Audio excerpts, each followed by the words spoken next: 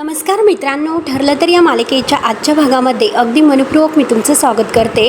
आजच्या भागामध्ये आता प्रिया ही सगळ्यांच्या समोर हसत असते आणि म्हणते की हो, ह्या घरामध्ये इतकी बुद्धिमान माणसं आहेत, तरीसुद्धा ह्या सगळ्या बुद्धिमान माणसांना मूर्ख कोणी बनवलं तर मी बनवलं, म्हणून ती खूपच हसत असते। तिला खूप आनंद होतो।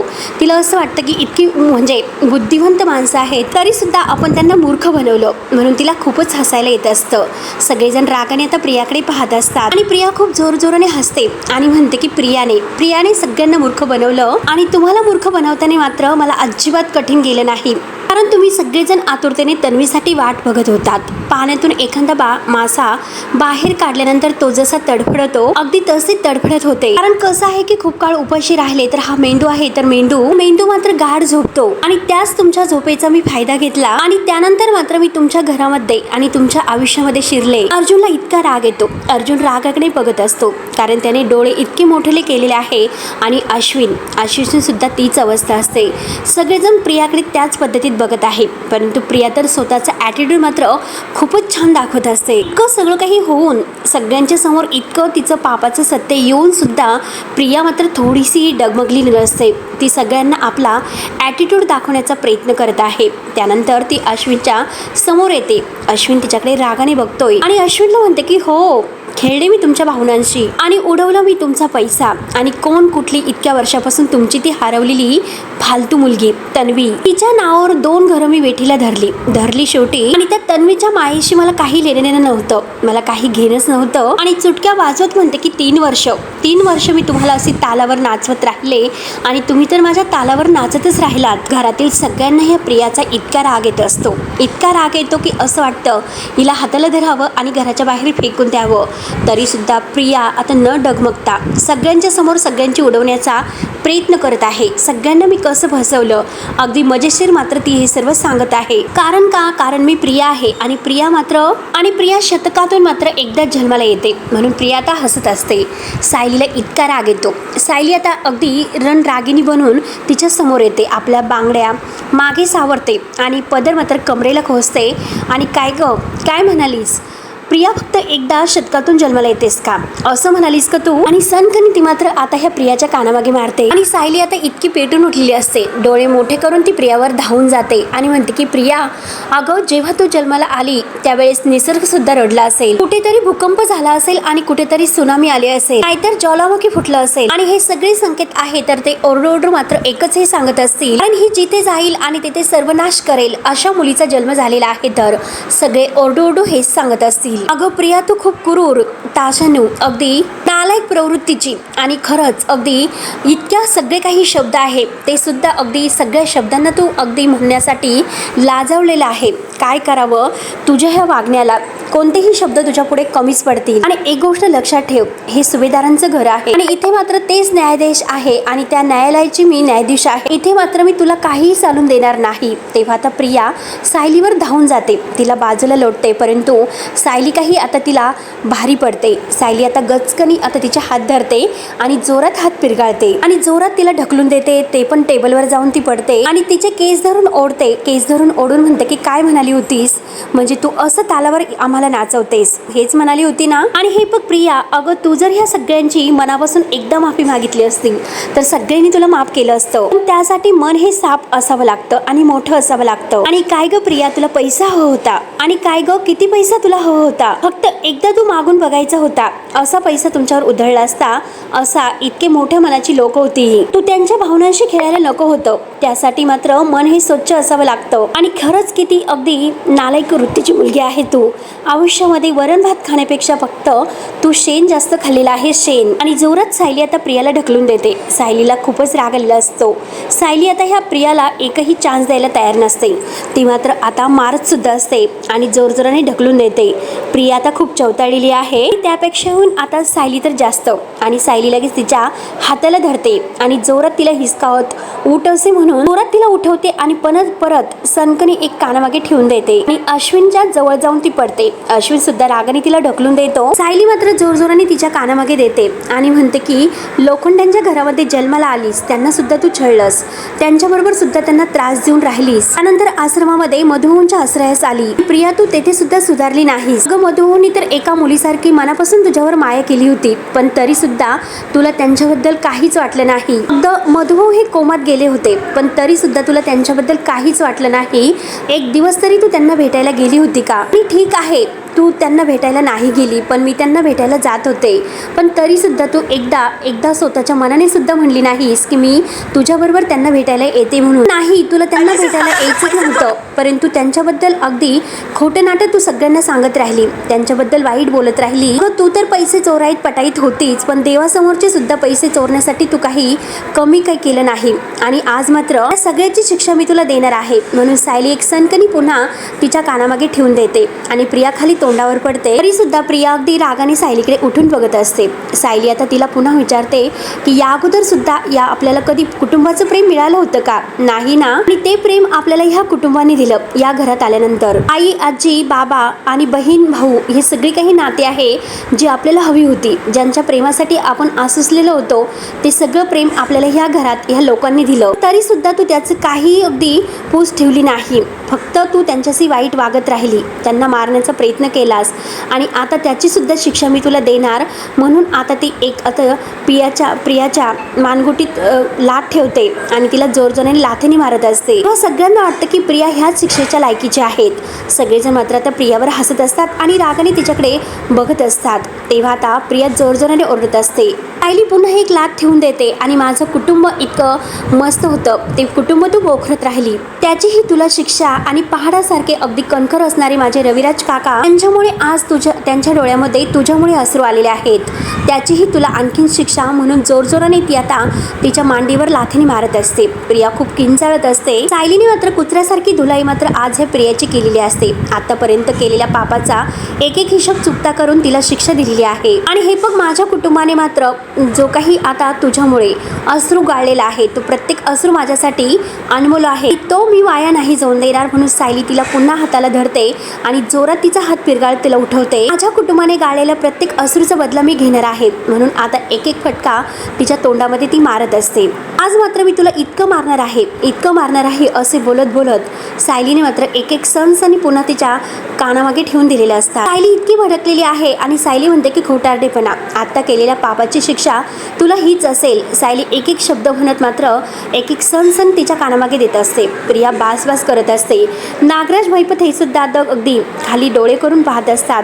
त्यांना सुद्धा आता प्रियाला इतकी काही शिक्षा मिळालेली आहे म्हणून आता तेच घाबरून गेलेले असतात. सायली अगदी पेटून उठलेली आहे आणि प्रियाकडून प्रत्येक अगदी अपमानाचा बदला आणि शिक्षा तिला देत आहे. आतापर्यंत जी काही पाप तू केली, जी काही खून तू केली, जे काही प्रत्येकाला त्रास दिलात, हे सगळेचं पाप तुझ्याकडून आता परत नाही होणार. तू सगळ्याची परतफेड करणार आहेस का? नाही ना.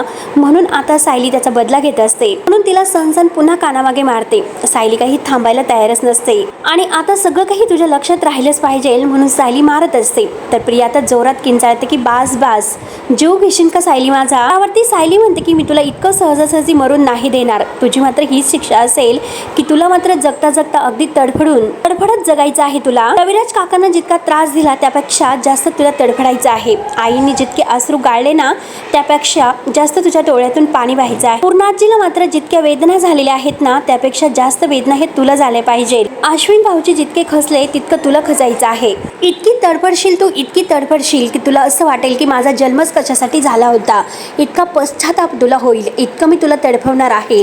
प्रत्येक गोष्टीच्या, प्रत्येक भावनांचा बदला मी तुझ्याकडून घेणार आहे. आणि आतापर्यंत केलेल्या अत्याचाराचा जसजशी सायली तिला मारत असते तसतशी मात्र तिला बोलत सुद्धा असते आणि मारत सुद्धा असते. प्रिया खूपच जोरात किंचाळते की कोणीतरी इला थांबवा, कोणीतरी इला थांबवा. बघत काय बसलेस? ऐनावती आणि सदाशिव लोखंडे यांचं सुद्धा आता प्रियामध्ये जीव काही गुंतत नसतो, ते सुद्धा काही आता ह्या प्रियाला वाचवला येत नाही. सायली म्हणते की प्रिया काही काळजी करू नको, तुला वाचवण्यासाठी कोणी येणार नाही. तू एक अगदी विषारी वेल आहे जी आमच्या घरावर चढलेली आहे, त्यामुळे तुला कोणीही वाचवायला नाही येणार. आणि आज मात्र ती वेल मी स्वतः मुळापासून उपटून टाकणार आहे. या घरावर ती विषारी वेल आहे मी पसरून नाही देणार, ते पण कायमची. यापुढे मात्र या घराकडे वळून सुद्धा बघायचं नाही, कारण आम्ही मात्र तुझं अस्तित्व नाकारतोय आणि तुझी खरी जागा मात्र या घराच्या बाहेरच्या चिखलामध्ये आहेत. आणि स्वतः मात्र आज मी तुला तिकडे नेऊन फेकून देणार आहे, लक्षात ठेव. पुन्हा मात्र मी तुझी काळी सावली माझ्या माणसावर नाही पडून देणार. लगेच प्रिया आता अश्विनला ओरडते. अश्विनला म्हणते की अरे थांब अश्विन, काही झालं तरी मी तुझी बायको आहे. त्यावरती अश्विन सुद्धा तिला उत्तर देतो की कोण बायको आणि कुठली बायको, मी नाही ओळखत तुला. अश्विन असं म्हटल्यानंतर आता प्रियाला आणखीनच राग येतो. ती जोरात अश्विन असं ओरडते. आणि आता सायली पुढे म्हणते की आमच्या घरातील एकमेव आधार आहे, म्हणजे तुला जे काय आधार होता तो सुद्धा तू गमावून बसलेला आहे, त्यामुळे तुझ्या मदतीला कोणीही धावून नाही येणार. त्यामुळे प्रिया तू आत्ताच्या आत्ता इथून निघायचं, चल लवकरात लवकर चल. असे बोलून आता सायली मात्र प्रियाला धरते आणि तिला बाहेरच ओढत ओढत आता घराच्या बाहेर आणते. सगळेजण उठतात आणि बाहेर येतात. पूर्णाजी मात्र एकट्या स्तब्ध बसलेल्या आहेत. त्यांना आता हे दृश्य बघून आती अगदी त्या स्तब्ध होतात. काय करावं तेच काही कळत नसतं. सगळेजण आता सायलीच्या मागे येत असतात. सायली आता अगदी ओरडत ओरडत येत असते की केलेल्या पापाची, आतापर्यंत केलेल्या सगळ्या काही अत्याचाराची शिक्षा मी तुला देणार आहे. आणि तिला गेटच्या बाहेर अगदी ढकलत ढकलत आणते आणि जोरात लुटून देते. प्रिया तोंडावर जाऊन पडते आणि त्याच वेळेस आता पुन्हा उठून ती सगळ्यांकडे रागाने पाहत असते. तर पोलीस नागराज महिपत या दोघांना तेथून घेऊन जात असतात तिच्या समोरून. आणि संतोष या सगळ्यांना ते बाहेर घेऊन येतात आणि आता सगळेजण डोकून पाहत असतात. सगळेजण मात्र प्रियाकडे पाहत आहे आणि प्रिया त्यांच्याकडे पाहत आहे. नागराज आणि महिपत सुद्धा आता पोलिसांच्या ताब्यात अगदी हातामध्ये बेड्या घालून प्रियाकडे बघत आहे. प्रियाचं आता तोच काही अवतार, जी काही तिची अवस्था झालेली आहे, अगदी आता त्याच्या पापाची शिक्षा तिला मिळालेलीच आहे. सायली, प्रतिमा, कल्पना, सुमन हे सगळेजण रागाने तिच्याकडे बघत आहेत. सायली आता तिला पुढे म्हणते की जोपर्यंत आता तुझा हा समज होतात की तू रविराज काकांची मुलगी आहेस, तोपर्यंत प्रिया माझे हात बांधलेले होते हे लक्षात ठेव. प्रिया, ज्या क्षणी मला कळलं की तू खरी तन्वी नाहीस म्हणून, त्या क्षणी मात्र सगळी बंधनं तुटलेली आहेत, लक्षात ठेव. आणि या क्षणापासून तुझे फक्त आणि फक्त हालच होणार आहे. जेलच्या 4 भिंती हे तुझं जग असणार आहे. त्यामुळे प्रिया, परत माझ्या नजरेसमोर सुद्धा येऊ नकोस. चल चालती हो इथून, निघ इथून. आणि त्याच वेळेस आता इन्स्पेक्टर आणि लेडीज कॉन्स्टेबल मात्र पुढून मातीच्या मागून येतात आणि लेडीज कॉन्स्टेबल तिला हाताला धरते आणि तिला ओढतच मात्र हातामध्ये बेड्या टोकते. प्रियाच्या हातामध्ये सुद्धा बेड्या हे ठोकले जातात. प्रिया पाहत असते आणि त्याच वेळेस आता नागराज आणि महिपत एकमेकांकडे पाहतात. शेवटी त्यांच्या मनासारखं झालेलं आहे. शेवटी प्रियाला सुद्धा शिक्षा मिळालीच. प्रियाला पोलीस घेऊन जातात. आता सगळेजण आतमध्ये आलेले आहेत. रविराज काकांना आता जेव्हा ही प्रिया आपल्या घरामध्ये तन्वी बनून आली होती त्यावेळेस जो काही आनंद झालेला असतो, कारण जेव्हा तिने आता तन्वी असलेली सगळी काही खुणा दाखवलेल्या आहेत, पायावर असणारं तुळशीपत्र, गळ्यात असणारं तन्वीचं लॉकेट आणि ते फोटो, हे सगळं काही बघून त्याच वेळेस रविराज काकांनी जेव्हा तिला मिठीत घेतलेलं असतं त्यावेळी जितका आनंद मात्र रविराज काकांना झालेला असतो ते सगळं काही आज रविराज काकांना आठवते. त्यांच्या डोळ्यामधून पाणी येत असतं. प्रियाने आपल्याला इतका मोठा धोका दिला आणि फसवलंच. प्रतिमा आत्याला सुद्धा आतापर्यंत तिच्याबरोबर घालवलेले प्रत्येक क्षण आठवतात. तिच्या केसांची मालिश वगैरे करून दिलेली, तिला प्रत्यक्ष आता सगळं काही आठवण डोळ्यामध्ये पाणी येत असतं. आणि अश्विनची सुद्धा तीच अवस्था असते. प्रियाने आपल्याबरोबर प्रेमाचं केलेलं सगळं काही नाटक हे सुद्धा त्याला आठवते. सुमन काकीला आणि प्रतिमा आत्याला सुद्धा आठवते की आतापर्यंत आपण तिच्यासाठी काय काय केलं नाही. तन्वी म्हणून आली म्हणून आपण तिचे सगळे काही लाड पुरवले, तिच्या आवडतं सगळे पदार्थ बनवले, तिला एक मुलगी म्हणून इतकं प्रेम दिलं आणि शेवटी तिने आपल्याला फसवलं की ती आपली मुलगी नव्हतीच, आपल्या भावनांशी ती खेळली. प्रत्येकाला मात्र आता हे प्रियासोबतचे घालवले क्षण आठवतात की तिने आपल्याला किती मोठा धोका दिला. सगळेजण आता शांत उभे आहेत, कारण सगळ्यांच्या अगदी मनाला एक खूप मोठा आतून धक्का बसलेला आहे. आता इतकं कोणी आपल्याच्या प्रेमाशी खेळू शकतं म्हणजे प्रिया किती नालायक होती, किती पुढची म्हणजे चाल तिने खेळलेली होती. कल्पनाला सुद्धा आता आठवते की जेव्हा ती तन्वी बनून या घरात आली होती, सुभेदारांच्या घरामध्ये पाय ठेवलं होतं, त्यावेळेस प्रेमाने मात्र कल्पनेने तिचं औक्षण केलेलं असतं. सगळं काही क्षण आता तिच्या डोळ्यासमोर ती दृश्य दिसत आहे. सगळ्यांच्याला जे काही आठवतं ते सगळे सीन आता तुमच्या पुढे क्रिएट केले गेलेले आहेत. मायेने आणि ममतेने आता कल्पनेने तिला प्रेम दिलं होतं, एका मुलीचं प्रेम दिलं होतं तन्वी बनून. तेव्हा ती तन्वी बनून आली होती तर सुभेदारांच्या या घरामध्ये तिचं किती आनंदाने थाटामाटात स्वागत झालेलं असतं. पूर्णाजीला सुद्धा अगदी एक असा धक्का बसलेला असतो आनंदाचा आणि घट्ट अशी मिठी तिने आपल्या तन्वीला मारलेली असते. त्यानंतर अश्विन आणि प्रियाचा जो काही आता कोर्टामध्ये हे लग्न झालेलं आहे ते सुद्धा क्षण सगळ्यांना आठवत आहेत. ते प्रतापने सुद्धा या लग्नाला परवानगी देऊन खूपच पाठिंबा दाखवलेला असतो. त्यावेळेस तो सुद्धा हे लग्नासाठी खुश असतो. हे सगळं काही आता प्रतापला डोळ्यासमोर येत आहे. सगळेजण खाली मान घालून एक एक प्रत्येक क्षण तिच्यासोबत घडलेला एक आठवत आहे. प्रत्येकाला एक असा वेगळीच हुरूर आणि वेगळाच धक्का बसलेला असतो आणि प्रियाचा खूप राग आलेला असतो.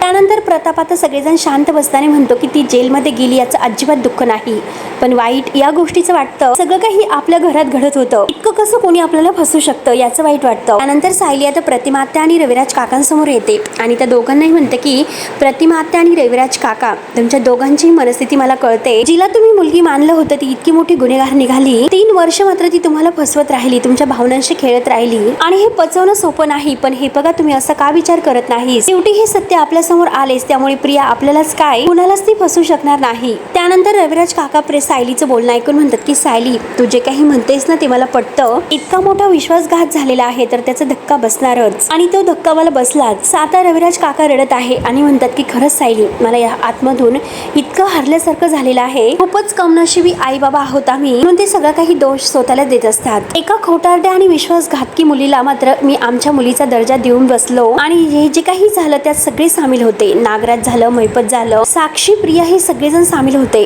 अर्जुन पुढे म्हणतो की जर आपल्या जागी दुसरं कुटुंब असतं तर आयुष्यभर त्या मुलीला मात्र ते आपली तन्वी मानून राहिले असते. त्यावरती रविराज काका म्हणतात की अर्जुन, अरे जेव्हा ती घरामध्ये वाईट वागायला तिने सुरुवात केली तर खरंच त्या मुलीच्या मी पुन्हा तपासण्या करायला हव्या होत्या आणि माझ्या मनामध्ये फक्त एकच शंका येत राहिली की माझी मुलगी असं कसं वागू शकेल आणि खरंच मी काहीतरी ऍक्शन घ्यायला हवी होती. त्यावरती आता प्रतिमा आत्या म्हणतात की स्वतःला काय दोष देतात, आपली मुलगी आपल्या मनासारखं नाही वागत आणि खरंच आता कोणी एका मुलीच्या तपासण्या करून पाहिल का?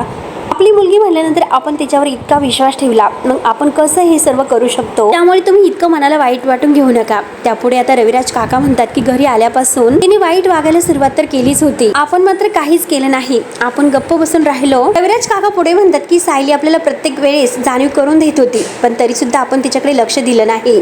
प्रताप सुद्धा तेच म्हणतो, सायलीवर आपण विश्वास नाही ठेवू शकलो, याचं सगळ्यांना वाईट वाटत असतं. त्यानंतर सायली आता सगळ्यांना समजावते. सायली म्हणते की हे बघा, नाही बाबा, तुमची काहीच चूक नाही, कारण जेव्हा आम्ही तुम्हाला तिच्यासोबत जसं जसं वागायला सांगितलं तेव्हा तुम्ही तसं तसं तिच्यासोबत वागलेस. शेवटी त्यामुळेच हे सगळं सक्सेस झालं आणि जर तुमची साथ जर आम्हाला मिळाली नसती तर हे सगळं काही शक्य नव्हतं. पूर्णाजी मात्र आता काहीच बोलत नसतात. पूर्णाजीला काय झालेलं असतं, एकदम स्तब्ध बसलेले आहेत. तेव्हा लगेच आता रविराज काका म्हणतात की पूर्णाई काय झालं, तू काय इतकी शांत आहेस? त्यानंतर सायली आणि अर्जुन लगेच पूर्णाजीच्या जवळ येतात. दोन्हीकडून दोघं बसतात आणि पूर्णाजीला म्हणतात की हे बघा पूर्णाजी, मला माहिती आहे की खरंच प्रियावर तुमचा खूप विश्वास होता, कारण तुम्ही तिला तन्वी मानत होतात आणि आपण मात्र इतक्या दिवस अत्यंत नीच मुलगी होती, तिला आपण आपली तन्वी मानत होतो. तेव्हा आता पूर्णाजी एकही शब्द बोलत नसते. तेव्हा प्रताप म्हणतो की बोल ना पूर्णाई, अगं एकतरी शब्द बोल. तेव्हा सुमन, प्रताप, कल्पना हे सगळेजण पूर्णाजीला म्हणतात की अगं पूर्णाई, इतकी शांत तू बसू नकोस, बोल ना काहीतरी. सायली आणि अर्जुन सुद्धा खूप समजवतात, पण पूर्णाजी मात्र काहीच रिॲक्ट होत नसतात. सुमन म्हणते की पूर्णाजी बोल ना काहीतरी, त्याशिवाय मात्र तुम्हाला बरं नाही वाटणार. त्यावरती चैतन्य म्हणतं की मला तर असं वाटतं की आपल्या सगळ्यांना आपापल्या मनातील अगदी सगळं काही बोलून दाखवण्याची गरज आहे, त्याशिवाय कोणालाच बरं नाही वाटणार. अश्विन सुद्धा अगदी आतल्या हात शांत बसलेला आहे. चैतन्य त्याला म्हणतो की अश्विन, आणि तू सुद्धा काहीतरी बोल ना, असं आतमध्ये कुडू नकोस, त्याचा तुला खूप त्रास होईल, तू स्वतःला इतका त्रास करून घेऊ नकोस. पण अश्विन काही न बोलता लगेच बाहेर निघतो. तेव्हा सगळेजण अश्विन अश्विन, अरे अश्विन थांब ना, म्हणून आता अश्विन कोणाचं काही ऐकत नाही, बाहेर निघून जातो. अस्मिता म्हणते की थांबा, मी पाहते, अश्विनला समजावते. अस्मिता सुद्धा त्याच्यासोबत बाहेर जाते. तेवढ्यात सायली पूर्णाजीला म्हणते की पूर्णाजी काहीतरी बोला ना, म्हणून तेवढ्यात विमलला पाणी आणायला सांगते. विमल धावतच पाणी घेऊन येते. सगळेजण पूर्णाई काय बोलत नाही म्हणून टेन्शनमध्ये येतात. प्रतिमा आत्या म्हणते की पूर्णाई काय झालं, तू असं का करतेस, काहीतरी बोल ना. त्यावरती अर्जुन म्हणतो की मला असं वाटतं की आपण पूर्णाजीला थोडा वेळ आराम करून देवा. त्यानंतर अश्विन मात्र आता आपल्या स्वतःच्या रूम मध्ये आलेला आहे. सगळे फोटो वगैरे सगळ्या आठवणी आता तो रूम मध्ये काढून खाली एकटाच बसलेला आहे. दरवाजा बंद केलेला आहे आणि एकटाच आतमध्ये रडत आहे. तेव्हा आता अस्मिता बाहेरून दरवाजा वाजवते. अश्विन दरवाजा उघड. अरे अश्विन दरवाजा उघड. जोरजोराने दरवाजा वाजवते की अश्विन, अरे अश्विन, परंतु अश्विन काही ऐकायला तयार नसतो. अस्मिता त्याला बाहेरून म्हणते की तू फक्त दरवाजा उघड, मी तुझ्या शेजारी बसते. तुला माझ्याबरोबर बोलण्याची काही गरज नाही, फक्त मी शांत तुझ्या जवळ येऊन बसते. अश्विनला अस्मिताचा आवाजच येत नसतो, कारण त्याची ऐकण्याची मनस्थितीच नसते. तो पूर्णपणे आता हतबल झालेला आहे. अस्मिता जोरजोराने म्हणत असते की दरवाजा उघड, परंतु आता अश्विन काही ऐकत नाही. त्यानंतर सगळेजण पूर्णाजीला घेऊन तिच्या रूममध्ये येतात. सायली आता पूर्णाजी जवळ बसलेली आहेत. सगळेजण चौबाजूनी घेरा करून आता पूर्णाजीच्या जवळ आहेत. सायली पूर्णाजीला समजावते की पूर्णाजी प्लीज काहीतरी बोला, मनामध्ये असं दाटून घेऊ नकास, तुम्हालाच त्या गोष्टीचा खूप त्रास होईल. तरी सुद्धा पूर्णाजी काहीच बोलत नसते. अर्जुन सुद्धा समजावतो की पूर्णाजी काहीतरी बोल ना. आणि तेवढ्यात आता तेथे अस्मिता धावतच येते आणि ती रडत असते आणि म्हणते की अश्विनने दरवाजा बंद केलेला आहे, मी व्याकुळ झाले, त्याला दरवाजा उघड उघड, परंतु तो दरवाजा उघडायला तयारच नाही आणि तो दरवाजा उघडत सुद्धा नाही आणि काही बोलत सुद्धा नाही. काहीच आवाज त्याचा येत नाही आतमधून. आता हे ऐकल्यानंतर सगळेजण पुन्हा आता त्यांना धक्का बसतो, शॉक होतात. काय बोलतेस अर्जुन म्हणतो. त्यावरती रविराज काका म्हणतात की जो ते आता मनस्थितीत आहे त्याची आपण खरंच कल्पना नाही करू शकत आणि खरंच तो खूप हळवा आहे. कल्पना म्हणते की हो ना, अश्विनी जर परत स्वतःला काही करून घेतले तर कल्पनाचा जीव धाकधूक करत असतो. मन म्हणते की नाही वहिनी, तुम्ही प्लीज असा विचार सुद्धा करू नका. त्यावरती प्रताप म्हणतो की मला असं वाटतं की अश्विन आपलं काही ऐकेल असं नाही वाटत. अर्जुन आणि सायली तुम्ही एक काम करा, तुम्ही त्याच्याशी जाऊन बोलतात का. अर्जुन म्हणतो की ठीक आहे आणि लगेच आता अर्जुन आणि सायली धावतच अश्विनच्या रूमकडे येतात. अश्विनची अवस्था सगळ्यांना काही बघवत नसते, सगळ्यांना त्याची काळजी वाटते. त्यानंतर आता अश्विन रूममध्ये बसलेला आहेत आणि त्याला तो क्षण आठवतो की ज्यावेळेस त्याने तन्वीबरोबर म्हणजे प्रियाबरोबर लग्न करून तिच्या गळ्यामध्ये मंगळसूत्र घातलेलं असतं. तिचे सगळे काही फोटो, तिचे ड्रेस त्याने आत्तापर्यंत तिला गिफ्ट केलेले आहे ते सगळे तो आता समोर आणतो आणि त्या दोघांचं जेव्हा आता मिलन आता जवळ घेण्याचा जेव्हा अश्विनने प्रयत्न केलेला आहे, ज्या वेळेस त्याने प्रियाला जवळ घेतलेला आहे ते क्षण आता त्याच्या डोळ्यासमोर येत असतात. आणि अश्विन त्या प्रियाचा फोटो हातामध्ये घेऊन सायलीने आता प्रत्येक म्हणजे समोर सांगितलेलं आहे की तन्वी नाही आणि ही प्रिया सुद्धा नाही, तर ही मात्र बबली लोखंडे आहे, सदाशिव लोखंडे आणि मैनावती लोखंडे यांची मुलगी. आणि अर्जुन आणि सायली बाहेरून आता दरवाजा उघडा करत असतात. भाऊजी दरवाजा उघडा. आणि अश्विन मात्र आता आत्महत्या करण्याचा त्याच्या डोक्यामध्ये विचार आलेला असतो, कारण प्रियाचे अगदी प्रत्येक आठवण आठवून तो पूर्ण वेडापिसा झालेला असतो. प्रियाने त्याला जितकं फसवलेलं आहे, जितक्या त्याच्या भावनांशी ती खेळलेली आहे, तो प्रत्येक क्षण त्याला आठवतो. तेव्हा सायली म्हणते की भाऊजी प्लीज दार उघडा, तुम्ही का बोलत नाही. परंतु त्याच वेळेस अश्विनने सुरा हातामध्ये घेतलेला असतो आणि तो सुरा हातामध्ये घेऊन आता त्याला काहीतरी जीव द्यायचा असतो, परंतु सायली आणि अर्जुन त्याला जीव तोडून म्हणत असतात की दार उघड अश्विन, दार. चैतन्य, अस्मिता हे सगळेजण आता अश्विनला दरवाजा उघड करत असतात. अस्मिता रडतच म्हणते की चैतन्य, अरे काहीतरी लवकरात लवकर कर आणि दरवाजा उघड, नाहीतर अश्विनने काही करायला नको. अर्जुन आता अश्विन, अरे अश्विन दरवाजा उघड म्हणून सगळेजण जीवाचा आकांताव करून अश्विनला समजवण्याचा प्रयत्न करत आहे आणि दरवाजा उघडायला सांगत आहे. खिडक्या वाजवतात, दरवाजा वाजवतात, पण तरीसुद्धा अश्विनपर्यंत काही आवाज पोहोचतच नसतो, कारण त्याचं लक्ष पूर्णपणे आता प्रियाने केलेल्या पापावर असतं. त्यांनी दार तोडण्याचा प्रयत्न करत आहे आणि अश्विन जोरात ओरडत आहे. अस्मिता ओरडते. अस्मिता म्हणते की आपण आता रिस्क घ्यायला नको, अश्विन आणि अर्जुन तुम्ही दरवाजा तोडा. तेव्हा अर्जुन आणि चैतन्य मात्र पूर्ण ताकद लावून आता दरवाजाला हिसके देत दरवाजा तोडत असतात. आणि त्याच वेळेस अश्विन हातामध्ये तो चाकू घेऊन आपल्या हाताची नस कापत असतो आणि आता दरवाजा तुटला जातो. त्या क्षणी सगळेजण धावत अश्विनच्या जवळ येतात. अर्जुन त्याच्या हातातील चाकू हिसकावून घेत असतो, पण अश्विन काही द्यायला तयार नसतो आणि तो सोड असे करत असतो. अर्जुन जोरात तो चाकू हिसकावतो आणि फेकून देतो. तेव्हा सायली सुद्धा अश्विन भाऊजी म्हणून खूप रडत असते आणि तेव्हा आता अश्विन खूप रडायला सुरुवात करतो. सगळ्यांना मात्र अश्विनची अवस्था बघून आणखीनच रडायला येते. अर्जुन रडतच त्याला म्हणतो की काय चाललं अश्विन तुझं, कसला मूर्खपणा चाललास तुझा, तू काय करत होतास हे. सायली म्हणते की भाऊजी प्रियाने तुमचा विश्वासघात केला म्हणून मी स्वतःच्या जीवाशी खेळायला निघालात का. अहो आमचं काय झालं असतं याचा विचार तुम्ही नाही केलात का.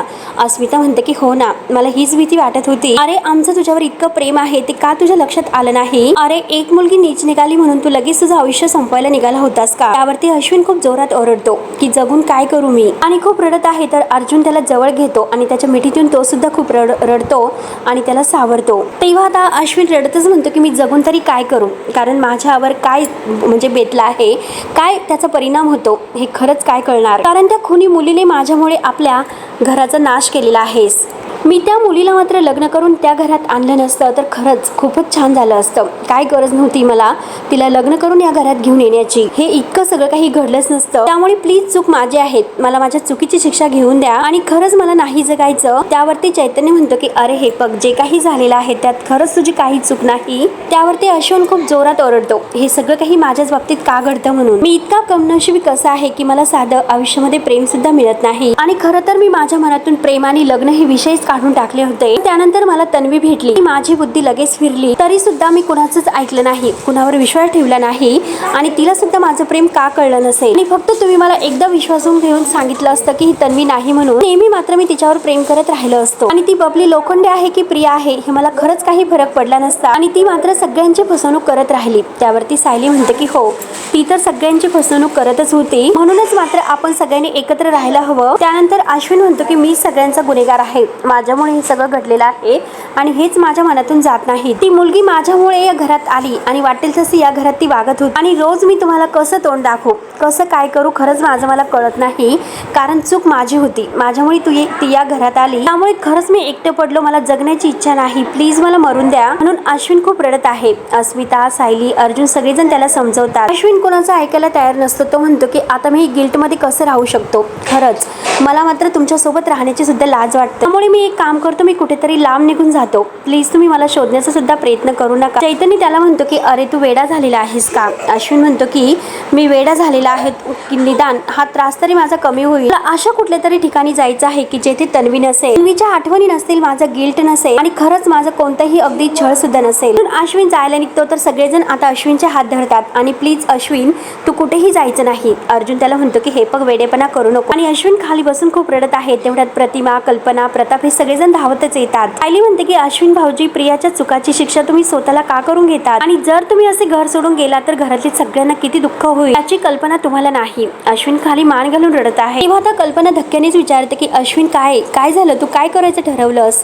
घर सोडून जायचं म्हणजे नक्की काय विचार करतो. अर्जुन म्हणतो की हा मुलगा मूर्खपणा करायला निघाला आणि आतमध्ये तर हा. तेव्हा अर्जुन लगेच पुढचं बोलायचं बंद होतो. अर्जुनला सांगायचं असतं की तो आत्महत्या करायला निघालेला असतो, पण अर्जुन शांत होतो. प्रताप विचारतो की आत काय झालं आणि अश्विन तू काय करणार होतं असं विचारतो. तेव्हा अश्विन रडत आहे. चैतन्य सांगणार तोच लगेच सायली, अर्जुन चैतन्याला खुणावतात. चैतन्य कुणाचंच काही ऐकत नाही आणि आतमध्ये अश्विन जीव द्यायला निघाला होता, ते पण हात कापून असे सांगतो. तेव्हा आता सगळ्यांना हा धक्का बसतो. तर मित्रांनो, हा भाग येथे संपतो. पुढील भागामध्ये हे जर अश्विनला समजवतात की अश्विन अरे गप.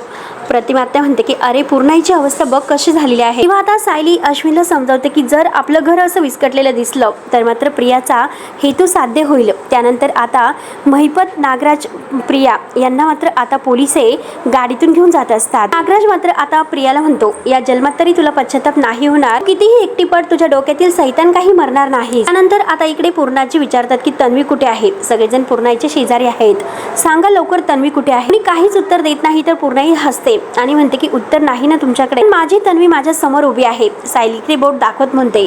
पूर्णाजीने एकदम अगदी करेक्ट ओळखलेलं असतं की तिची जी तन्वी आहे तर तिच्या समोर म्हणजे सायलीच आहे. सायलीला बघून आता सगळ्यांना खूप आनंद होतो आणि शेवटी इतक्या वर्षांचं जे सत्य आहे तर ते पूर्णाजीने ओळखलेलं असतं आणि तन्वी असल्याचं, सायली ही तन्वी असल्याचं सत्य सगळ्यांच्या समोर उघड झालेलं आहे. तेव्हा आता मित्रांनो पुढे नक्की काय होतं हे बघायला विसरू नका. तोपर्यंत धन्यवाद.